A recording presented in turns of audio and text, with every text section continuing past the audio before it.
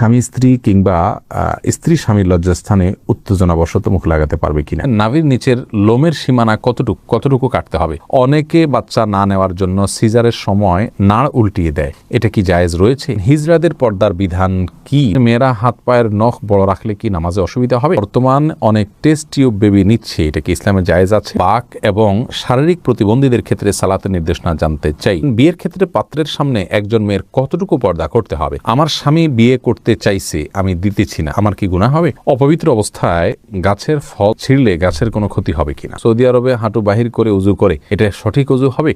নাফিজা নুজহা জানতেছেন রাতে নখ কাটা যাবে কিনা? যাবে। গোসলের পর নখ কাটলে কি অপবিত্র হয়ে যাবে? না, হবে না। ফাইসাল, আপনি প্রশ্ন করেছেন অপবিত্র অবস্থায় গাছের ফল ছিঁড়লে গাছের কোনো ক্ষতি হবে কিনা। এর উত্তর হলো অপবিত্র অবস্থায় গাছের কোনো ফল ছিঁড়লে গাছের কোনো ক্ষতি হবে না, এমনকি যিনি ছিঁড়বেন তারও কোনো ক্ষতি হবে না। ফল ছেঁড়ার ক্ষেত্রে পবিত্রতা অপবিত্রতার বিষয়টি কোনো নিষিদ্ধ বা এরকম কিছু নয়, বরং যে কোনো অবস্থাতে আপনি প্রয়োজন হলে গাছের ফল ছিঁড়তে পারবেন। সাদ বিন আব্দুর রহিম, আপনি জানতে চেয়েছেন নাভির নিচের লোমের সীমানা কতটুকু কাটতে হবে? নাভির নিচ থেকে নিয়ে আপনার দোড়ানের চিপায় যে সমস্ত লোম থাকে সবগুলোকেই আপনি কাটবেন যতটুকু সম্ভব, কিছু যদি থেকে যায় তাতে অসুবিধা নেই। রেজাউল করিম জানতে চেয়েছেন বর্তমান অনেক টেস্ট টিউব বেবি নিচ্ছে, এটা কি ইসলামে জায়েজ আছে? টেস্ট টিউব বেবি, এটাতে ইসলামের মৌলিক নির্দেশনা হলো যদি স্বামী স্ত্রীর বীর্য এবং শুক্রাণু থাকে এবং আরো কিছু শর্ত আছে, সেক্ষেত্রে মৌলিকভাবে এটি জায়েজ রয়েছে যদি নিরুপায় ব্যক্তি হয় তার জন্য। জাকির কাজী জানতে চেয়েছেন কোন কারণে কবর পরিবর্তন করার বিধান কি? কবর পরিবর্তন করা যেতে পারে বিশেষ কোনো কারণে, আপনার কবরের উপরে হয়তো কোনো গৃহ বা মসজিদ সম্প্রসারণ করতে হচ্ছে, তাহলে সেক্ষেত্রে কবরে যিনি শায়িত আছেন তার ধ্বংসাবশেষকে কোনো একটা ব্যাগে বা কিছুতে নিয়ে অন্য সাধারণ কবরস্থানে একটা কবর দাফন করে দেওয়া, এটা বিধিবদ্ধ, এটা নাজায়েজ বা গুনাহের কোনো কাজ নয়। তবে সেটা একান্ত প্রয়োজন হলে তখন যে কোনো হেনতন অজুহাতে এরকম করা যাবে না, এটা কবরের বাসীর প্রতি অসম্মান প্রদর্শন হবে সেক্ষেত্রে। তানজিন মিষ্টি জানতে চেয়েছেন মেয়েরা হাত পায়ের নখ বড় রাখলে কি নামাজে অসুবিধা হবে? নামাজ হয়ে যাবে যদি আপনি নখের ভেতরে চিপায় পানি পৌঁছাতে পারেন, তাহলে সেক্ষেত্রে নামাজ হয়ে যাবে, নামাজের কোনো সমস্যা নেই। তবে যদি ব্যাপারটি এরকম হয় যে নিচে পানি পৌঁছাচ্ছে না, অতিরিক্ত হওয়ার কারণে ময়লা জমে যাচ্ছে, তাহলে সেটা একে তো অনুচিত, দ্বিতীয়ত হলো যদি পানি না পৌঁছে তাহলে সেক্ষেত্রে নামাজই হবে না। যেমন নখ যদি বের হয়ে থাকে তাহলে তলার অংশতে পানি পৌঁছাইতে হবে, কারণ বাইর হয়ে আসে, ওইটা আপনার দৃশ্যমান অংশ হয়ে গেল, অতএব ওখানে পানি পৌঁছাইতে হবে, সেখানে আপনাকে পানি পৌঁছাটা নিশ্চিত করতে হবে। যদি করেন তাহলে সেক্ষেত্রে নামাজ হয়ে যাবে, কিন্তু এরকম করাটা অনুচিত। এমডি জান্নাতুল ফেরদাউস জান্নাত, আপনি জানতে চেয়েছেন বাক এবং শারীরিক প্রতিবন্ধীদের ক্ষেত্রে সালাতের নির্দেশনা জানতে চাই। বাক প্রতিবন্ধী যারা, তারা মুখে যদি কোনোভাবে উচ্চারণ করতে না পারেন তাহলে সেক্ষেত্রে মনে মনে আপনার যেগুলো পাঠ করার কথা সেগুলো পাঠ করবেন এবং রুকু সেজদা স্বাভাবিক অবস্থাতে তিনি করবেন। আর শারীরিক প্রতিবন্ধী যারা, তারা যেভাবে পারেন সেভাবে সালাত আদায় করবেন। আল্লাহ রাব্বুল আলামিন বলেছেন ফাত্তাকুল্লাহ মাসতাতা'তুম, তোমরা আল্লাহকে যতটুকু সাধ্যে কুলায় ততটুকু ভয় করো। অতএব প্রত্যেকে যার সাধ্য অনুযায়ী তার আমলগুলো সম্পাদন করতে হবে। আবু হানিফা আরিফ জানতে চেয়েছেন হিজড়াদের পর্দার বিধান কি? ভাই আবু হানিফা, হিজড়া যারা, তাদের জন্য পর্দার বিধান হলো তারা সাধারণ অবস্থাতে যদি পুরুষের সাথে তাদের সাদৃশ্যটা বেশি হয় তাহলে সেক্ষেত্রে তারা পুরুষদের সাথে দেখা করবেন, মেয়েদের সাথে পর্দা করবেন। আর যদি তাদের শারীরিক গঠন মেয়েদের আলামত, মেয়েদের শরীরের গঠনটা তাদের মধ্যে বেশি থাকে, পুরুষের গঠনটা কম থাকে, তাহলে সেক্ষেত্রে মেয়েদের বিধান তাদের জন্য প্রযোজ্য হবে, তারা পুরুষদের সাথে পর্দা করবেন।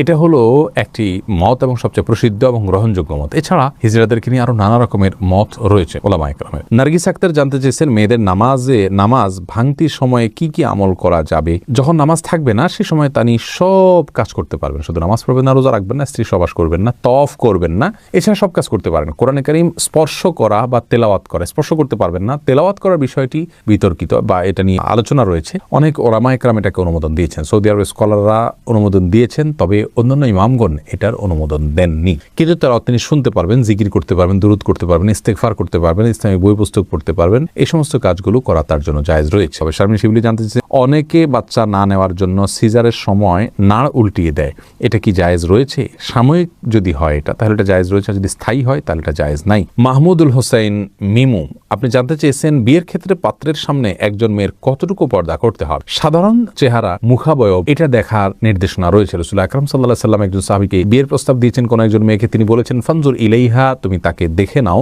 অন্য এক বর্ণায় আসছে তিনি বলেছেন ফাইন্না ফি আয়ুনিল আনসারি, সেই আনসারি মেয়েকে বিয়ের প্রস্তাব করেছেন মুহাজির সাহাবী, তখন বলেছেন আনসারীদের চোখে একটু অসুবিধা আছে, অর্থাৎ ঘোলাটে ভাব বা কিছু একটা আছে আঞ্চলিক, তখন তিনি বলেছেন যে তুমি দেখে নাও, তোমার ভালো লাগে তুমি করো। তো এখান থেকে বোঝা যায় যে সাধারণ যে অঙ্গগুলো আছে, হাত পা মুখ, এগুলো দেখবে। এর বাইরে এই প্রকাশ্য অঙ্গ ছাড়া তার অন্য কোনো অঙ্গ দেখতে যাবে না। চুল, মাথার চুল দেখতে পারে, এই জাতীয় বিষয়গুলো দেখবে, বাহ্যিক যে অঙ্গগুলো থাকে সেগুলো। মাহমুদুল্লাহ এই আইডি থেকে আপনি জানতে চেয়েছেন, আমার স্বামী বিয়ে করতে চাইছে, আমি দিতেছি না, আমার কি গুনাহ হবে? তাহলে পুরুষ আইডি থেকে কোনো বোন হয়তো প্রশ্ন করেছেন। দেখুন, আপনার স্বামী যদি বিয়ে করতে চান আর আপনি তাকে বিবাহ করতে না দেন, যৌক্তিক কারণে যদি মানা করেন তাহলে তো ঠিক আছে। যেমন স্বামীর সেরকম আর্থিক সক্ষমতা নেই, শারীরিক সক্ষমতা নেই, বিবাহ করার মতো পরিবেশ তার জন্য নেই, তাহলে সেক্ষেত্রে আপনি বাধা দিতে পারেন। কিন্তু সেগুলো যদি তার থাকে তাহলে সেক্ষেত্রে আপনার জন্য বাধা দেওয়া উচিত নয়। তবে হ্যাঁ, এই কারণে আপনার গুনাহ হবে আমি সেটা বলবো না। বাধা আপনি দিতে পারেন এই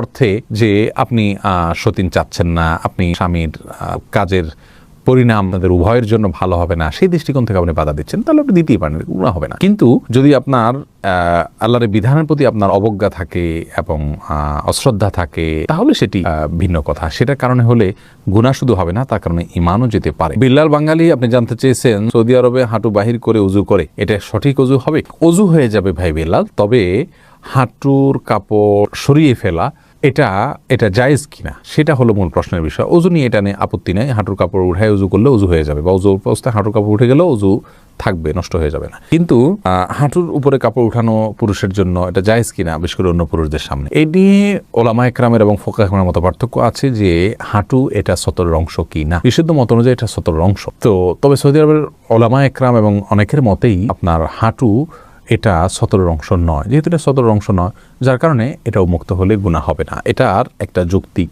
ব্যাখ্যা এবং কারণ তাদের কাছে আছে, যার কারণে সেটাকে আমরা খারাপ সেন্সে দেখব না। তবে হ্যাঁ, একজন মুসলিমের জন্য যথাসম্ভব লাজ, লজ্জা এবং আপনার এই জাতীয় বিষয়গুলোর প্রতি খেয়াল রাখা উচিত, যাতে করে অন্যের সামনে তার ব্যক্তিত্ব রক্ষা হয়। ওসমান ইবনে আফফান রাদিয়াল্লাহু তাআলা আনহুর পায়ের গোছা পর্যন্ত কখনো দেখা যেত না। তিনি এতটা নিজেকে সংযত রাখতেন এবং কাপড় চোপড়ে আবৃত্তি করে রাখতেন। এটা এক ধরনের ভদ্রতা। যাই হোক, শরীয়তের বিধানের কথা বলতে গেলে যেহেতু একটা শরঈ ব্যাখ্যা রয়েছে তাদের কাছে, যার কারণে সেটাকে আমরা হারাম বা গুনাহ বলতে পারবো না। তারিয়া আলম আপনি জানতে চেয়েছেন, কেউ বদদোয়া করলে এই বদদোয়া কাটানোর জন্য কি করতে হবে? বদদোয়া কাটানোর কোনো সিস্টেম নেই। আল্লাহর কাছে ইস্তেগফার করবেন এবং চেষ্টা করবেন ভালো পথে থাকার জন্য, আল্লাহর কাছে আশ্রয় চাইবেন। এনাম জানতে চেয়েছেন, চিরকুমার থাকা কি জায়েজ আছে? না, চিরকুমার থাকা জায়েজ নাই, যদি কেউ এটাকে সওয়াবের কাজ মনে করেন। হ্যাঁ, দিনের কোনো কাজ, বড় কোনো দায়িত্ব পালন করতে গিয়ে, দিনের জ্ঞান অর্জন করতে গিয়ে তিনি বিয়ে করার সুযোগ পাচ্ছেন না, তাহলে সেটা তার জন্য জায়েজ রয়েছে, এইটুকু বলা যেতে পারে। তবে রাসূল করিম সাল্লাল্লাহু আলাইহি সাল্লাম বিবাহ না করে থাকার বিষয়টিকে সমালোচনা করেছেন এবং তিনি বলেছেন যে তোমরা বিবাহ করো, বিবাহ আমার সুন্নাহর অন্তর্ভুক্ত। এই জন্য বিবাহ করে, সংসার করে, তার ফাঁকে ফাঁকে ইবাদতবন্দি করা, ইলম শেখা, সেটা হলো উচিত এবং উত্তম। রিজওয়ানুর রহমান হৃদয় জানতে চেয়েছেন, স্বামী স্ত্রী কিংবা স্ত্রী স্বামীর লজ্জাস্থানে উত্তেজনাবশত মুখ লাগাতে পারবে কিনা? এটা ঘৃণ্য কাজ ইসলামী শরীয়তে। এটি আর কিছু না হলেও মাকরুহ, কমপক্ষে হারাম সরাসরি না হলেও মাকরুহ, অপছন্দনীয় কাজ। এরপরে এমডি জাকির জানতে চেয়েছেন, দোকানে কি বিড়ি সিগারেট বিক্রি করা সম্পর্কে ইসলাম কি বলে? যদিও আমরা খাই না, আমরা বলেছি এই বিষয়ে একটা ভিডিও ক্লিপে।